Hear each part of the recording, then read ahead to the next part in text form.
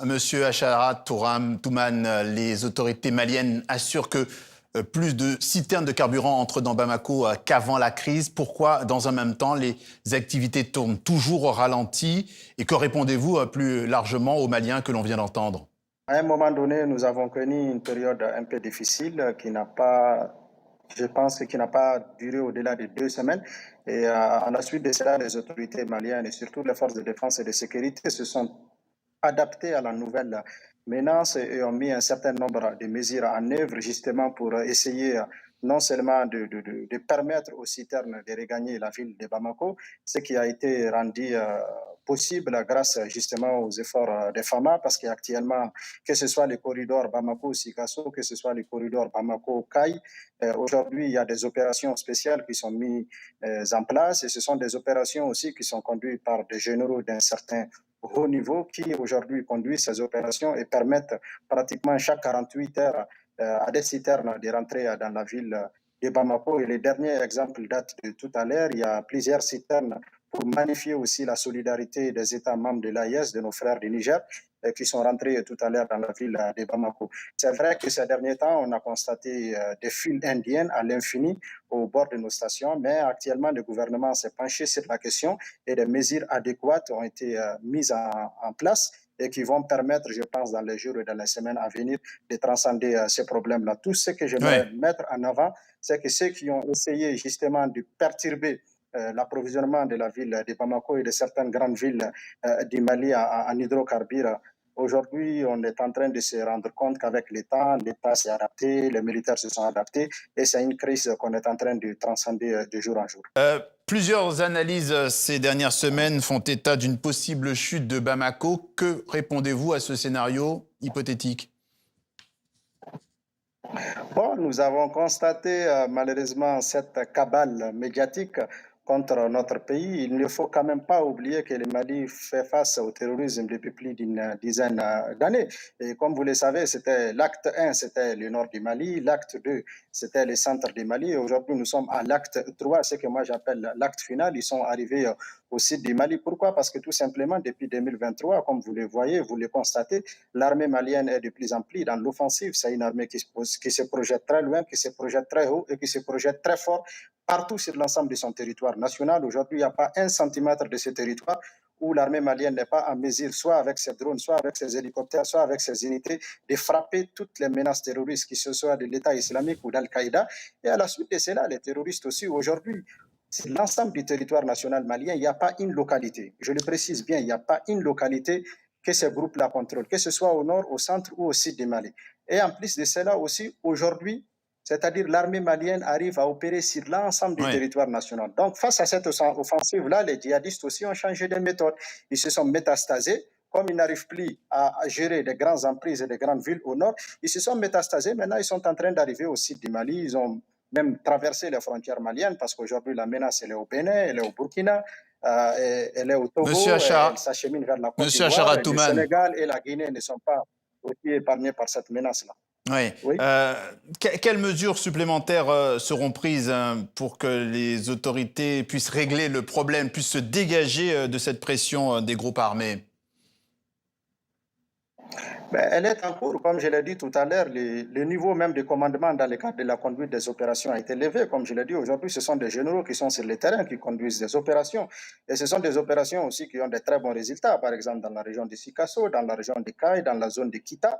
Aujourd'hui, on est en train de donner des coups 2 fois plus forts à ces groupes terroristes-là. Donc, cela permet en réalité à ces citernes-là aujourd'hui de pouvoir emprunter ces axes-là pour regagner à Bamako, d'où le nombre élevé de citernes qui arrivent à chaque 48 heures à Bamako. Mais ce n'est pas pour autant que la crise est Mais totalement finie. Comme je l'ai ces dit, la citernes guerre sont contre le toujours terrorisme, attaquées. ce n'est Ces pas citernes sont toujours attaquées.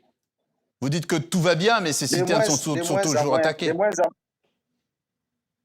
de moins en moins attaqué maintenant, justement grâce à ces opérations-là. Et le dernier exemple, je viens de le donner. Il y a des citernes qui ont quitté pratiquement le Niger et d'autres sont rentrés aussi avant-hier à Bamako. Ils n'ont pas été attaqués. Je peux en citer plein d'exemples comme ça. Maintenant, moi, ce que je trouve un peu dommage, c'est qu'on met l'accent sur des actions que des groupes terroristes c'est-à-dire mènent contre des populations civiles et contre les citernes. Une citerne, c'est comme une femme enceinte, il n'y a aucune bravoure à l'attaquer. Et par contre, ces mêmes groupes qui sont en train de se vanter d'avoir des Oui. succès en attaquant des citernes conduites par des civils, ce sont ces mêmes groupes qui se sont fait ratatiner juste il y a quelques jours au nord du Burkina par leurs adversaires de l'État islamique, où plus d'une trentaine de djihadistes djinnim ont été tués. Certains ont été faits prisonniers et par la suite, ils ont été Monsieur, exécutés. Mais rares sont les Monsieur médias qui Acharatouman, parlent justement de ce conflit-là entre ces deux organisations. Monsieur Donc, les Acharatouman, choses ne se résument pas forcément au sud du Mali ni au centre du Mali, mais bien la sûr. menace, elle est un peu partout. Monsieur Acharatouman, il faut aussi que je vous pose quelques questions. Est-ce que vos alliés russes participent à la sécurisation de ces citernes que vous évoquez? Bon, comme vous le savez, les Russes, ce sont des partenaires militaires aujourd'hui qui participent à tout ce que nous faisons, y compris à la sécurisation des axes et à traiter cette menace-là. Mais ce qui est très important et qu'il faut mettre en avance, c'est le fait qu'aujourd'hui, il y a des opérations spéciales qui sont montées sur l'ensemble de ces axes-là et qui vont traquer ces djihadistes-là dans des brousses, dans des savanes, sur les routes et là où ils se cachent. C'est-à-dire la dynamique ne se limite pas uniquement à escorter des citernes pour arriver à Bamako. Il y a d'autres qui s'en occupent, mais le gros du travail aujourd'hui, c'est justement essayer de traiter cette menace-là dans l'ensemble du territoire et notamment dans des forêts où ces gens-là ont eu refuge ces derniers temps, notamment dans la région de Sikasso, de Kita, de Kaï et ailleurs. Et dans cette situation, concernant le Niger, le Burkina Faso, les autres membres de l'AES, l'Alliance des États du Sahel, qu'est-ce qui se passe? Qu'est-ce qu'il y a une solidarité et comment se manifeste-t-elle, si oui? Ben, la solidarité, la preuve, elle est là. Il y a des citernes que nos frères nigériens nous ont envoyées. Ils viennent de faire leur entrée tout à l'heure. Je pense que ça va circuler tout à l'heure dans les médias. C'est une manière aussi d'apporter leur soutien et d'exprimer leur solidarité avec leurs frères maliens. Voilà, comme ça a été le cas dans le passé aussi. Nous avons répondu aussi à nos frères nigériens au Burkinabé quand ils ont eu besoin de nous. L'Alliance des États du Sahel, aujourd'hui, c'est une réalité. Moi, je viens de la région de Menaka et je sais que ces deux armées, aujourd'hui, ou trois armées, travaille dans cette zone quintriple entre le Mali, le Burkina et le Niger avec des opérations très réussies où souvent c'est l'armée malienne qui fait le travail des renseignements et par la suite ce sont des drones qui décollent soit de Tawa ou soit de Niamey pour frapper des cibles sur le territoire malien ou le territoire burkinabé. Cela prouve à suffisance qu'aujourd'hui ces armées-là conjuguent leurs efforts et que l'Alliance des États du Sahel est véritablement opérationnelle dans le cadre de la lutte contre ces groupes djihadistes qui soient d'Al-Qaïda ou de Daesh. Dernière question, le signal TV5 Monde n'est toujours pas rétabli au Mali. Tout ce que vous avez dit ici n'est pas vu à la télé. Est-ce que le retour de notre chaîne dans les foyers est envisageable et si oui, quand? Bon, ça c'est une question qui ne relève pas de mes compétences.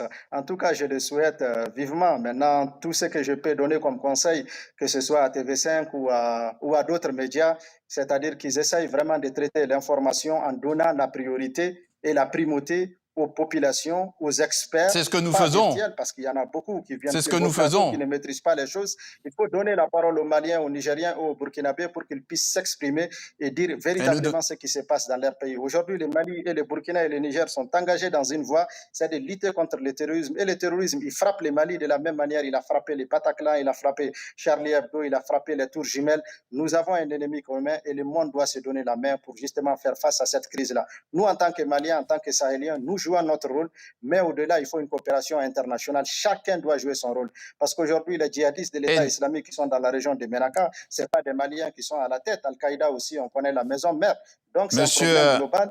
Nous Monsieur Acharatouman, on a bien compris. Effectivement, nous donnons la parole à tout le monde. On suivra en tout cas tout cela avec attention. Merci à vous d'être passé par ce journal Afrique sur TV5 Monde. Merci beaucoup.